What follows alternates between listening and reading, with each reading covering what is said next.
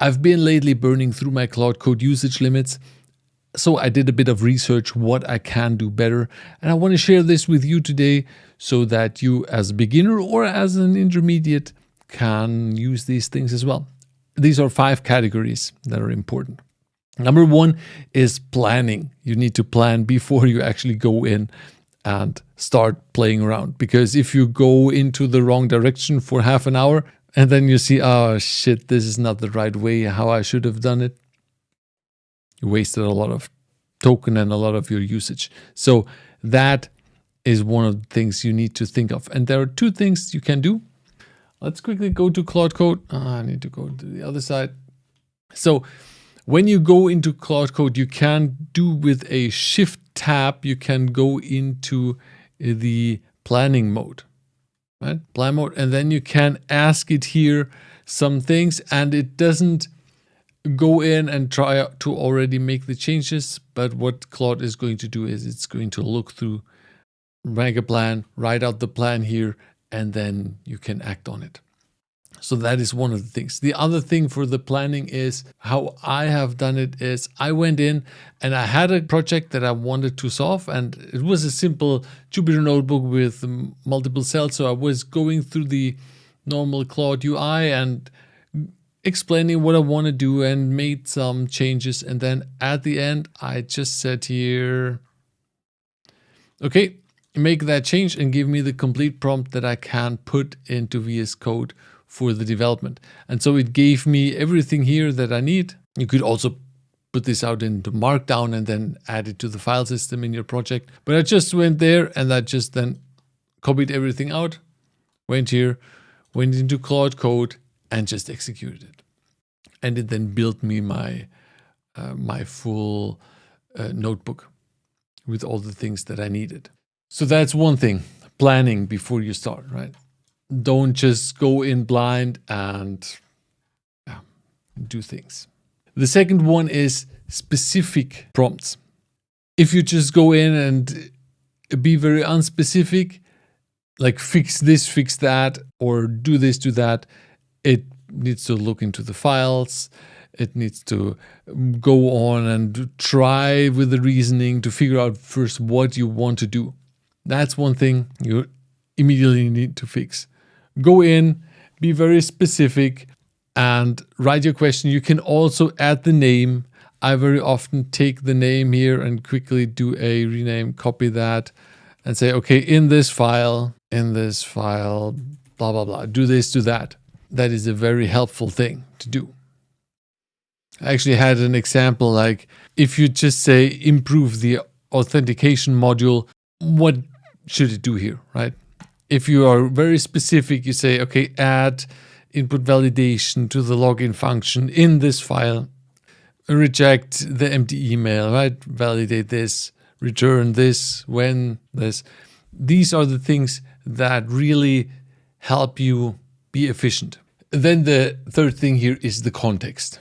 The context you need to manage, you need to keep low, because the context is going to use tokens and basically use up your budget whenever you do something. And if you have stuff in the context that it doesn't need, it will basically waste resources, right? Waste the usage limit. So there are a few things that you can do. You can always look at the context. If you do here a /context, then this will bring up the context and you will see, okay, this is how many tokens I currently have in the context. Right now it's 2%. And you can then, if this is too big, you can say, okay, /compact, and then you can compact the context. And it's going to tell you if it has compacted it and how much. So in this, it said here, 25,000 tokens freed. Nice. So that already helped us. If you want to do things that are not really connected to each other, it makes sense to just clear the chat here. So you can do a clear.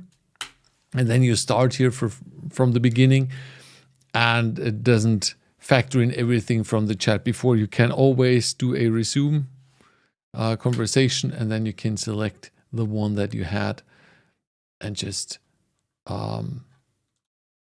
go back to where you've been.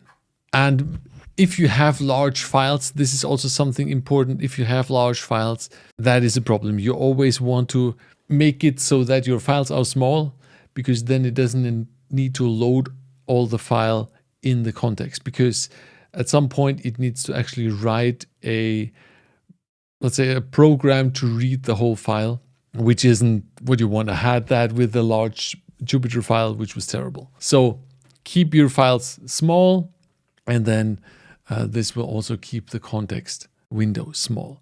Now, the third thing is the model. The model is what you underestimate sometimes, because sometimes people just keep writing on Opus if they don't really need it. You have 3 models here that you can choose here, change. If you go /model, switch model, then you can switch here between the default, which is Sonnet, Opus, and Haiku. And it makes sense to make that change. If it's something very simple that you want to change some documentation or so, use Haiku. If it's something standard, use Sonnet. And if it's something really complicated that needs to work through multiple files and get a good context together and think through the whole thing, as I said, through multiple files, then use Opus. But be aware, Opus 2 times the usage of Sonnet. So Sonnet you can use all the time. For simple tasks, switch to Haiku. It will save a lot of usage, and only use Opus for the complicated things, right?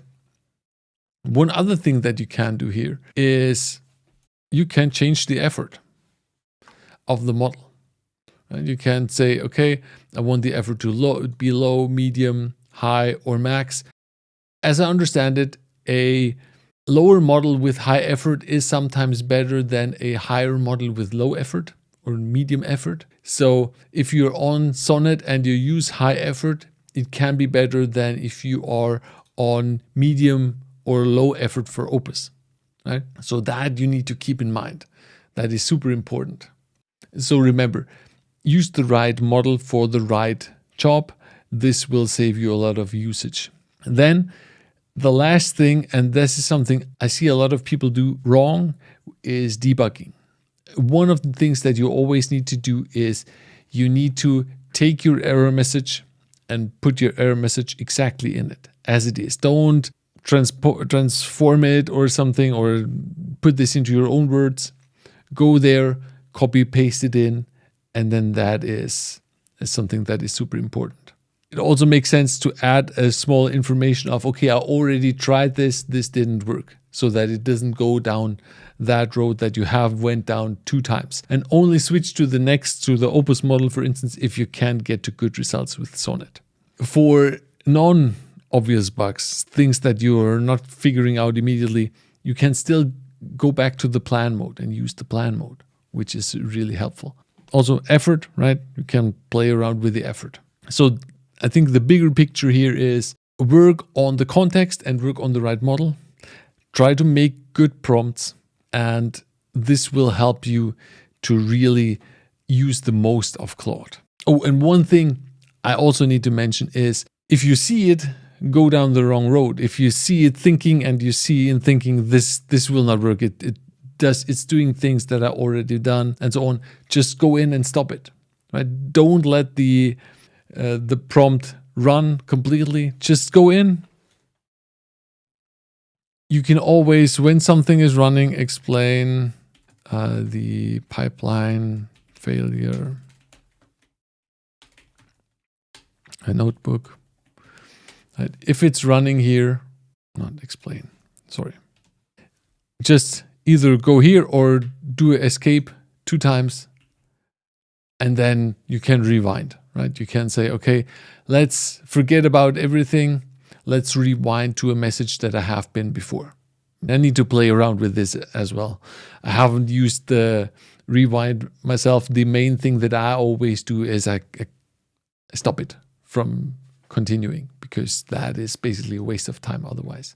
Okay, I hope this helps. Let me know in the comments if you have something that you are using or that you're doing all the time that really saves you the budget on Claude Code. That is really helpful. I know there are advanced methods, but I haven't tried them out myself. So let me know in the comments, and everybody else, and hit like on this video. And I hope this helped you. See you next time.